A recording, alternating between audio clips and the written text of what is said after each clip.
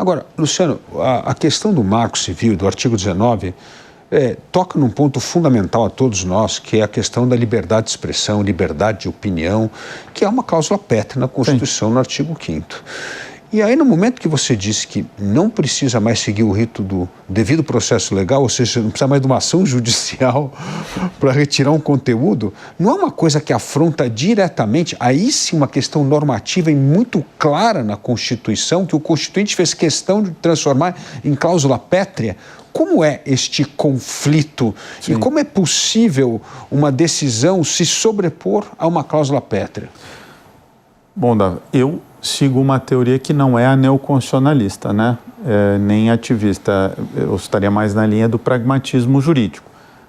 Então, na minha visão teórica do direito, dependendo da corte, nós vamos ter ponderações diferentes sobre esse choque de princípios. A bem da verdade, a gente diria até, na linha que eu sigo, que você não deveria ponderar princípio com regra. Quando a lei disciplina já uma regra e não deveria ser aplicado um princípio. Então, isso já seria um ativismo. Quando você deixa de aplicar uma regra para aplicar um princípio, é ativismo, e, a meu juízo, isso gera insegurança jurídica e não há mandato constitucional para fazer isso.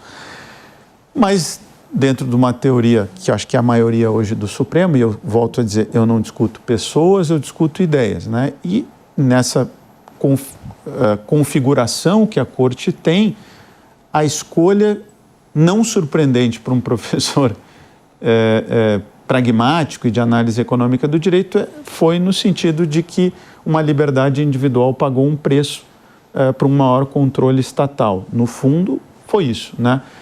Porque o Supremo precisou passar por alguns temas como liberdade de expressão é um direito absoluto, e aí disse que não, direito relativo. E aí foi relativizando, bom, mas... e até com algumas coisas retóricas, né? Exemplos dados assim, não, mas eu posso praticar um crime pela internet. Mas se eu pratiquei um crime pela internet, eu vou responder. E a própria... tem pessoas sendo processadas por crimes na internet. Então, não é um Estado sem lei e creio que o legislador tinha feito essa escolha já em primeiro lugar. Talvez, para mim, mais preocupante do que, não sei se é possível dizer isso, mas tem o tema da liberdade de expressão, que você colocou bem, e depois tem o tema da liberdade econômica, porque a Constituição opta por um sistema, para nossa sorte, porque ideias importam, por um sistema de democracia e livre mercado, né? E no sistema de livre mercado deve ser garantida a liberdade econômica. E aí o Supremo interveio na liberdade econômica das plataformas, porque a forma como o modelo de negócio delas é feito no mundo todo é de que elas não respondem por opiniões que são colocadas lá. Então você tem a liberdade de expressão da pessoa que se expressa lá e depois você tem a liberdade econômica da plataforma que organiza o seu modelo de negócios pelo qual ela não se responsabiliza. Se ela não se responsabiliza, ela pode ser de graça. E se é de graça, nesse sentido é mais democrático, porque independentemente da renda, a pessoa está lá se manifestando. Tem aquela frase do Humberto Eco de que deu voz a idiotas, mas são as pessoas, né? Então, dando voz a idiotas ou não, é democrático, as pessoas se expressam a custo zero. A partir do momento que eu responsabilizo uma plataforma, eu vou impor um custo no modelo de negócio. Então, eu já não sei, como professor de direito econômico, se é sustentável. Acho que é, porque houve uma temperança. De novo, eu não estou nem discutindo o desfecho. Eu não sei se a gente deveria ter chegado a esse ponto do Supremo entrar nessa questão, nesse nível de detalhe, dizendo em que condições que a plataforma deve responder. Acho que o desfecho final poderia ter sido pior do ponto de vista de liberdade econômica e de custos impostos. Mas você tem vários campos que a judicialização afeta muito a iniciativa privada. Exemplo, planos de saúde. O grau de judicialização, os planos de saúde, e é um tema duro, porque eu estou lendo um livro agora que é tribalismo moral, né, moralidade política, enfim. As pessoas só gostam de ouvir aquilo que confirma os seus viés. Uhum. Então, todo mundo odeia, talvez todo mundo ame odiar planos de saúde, né? Porque já teve uma experiência, mas a verdade é que o judiciário vai criando direitos contra o texto do contrato, contra o texto da regulação, com base em ponderações constitucionais. Só que isso vai aumentando o plano de saúde, pessoas que não têm condições vão saindo e vão para o SUS. Setor aéreo é outro setor que o judiciário vai criando hipóteses de indenização que só existem aqui. Por exemplo, dano moral por atraso por condições climáticas. Só tem aqui. E aí isso vai compor o preço, vai atrapalhar a livre iniciativa e, no final do dia, os consumidores.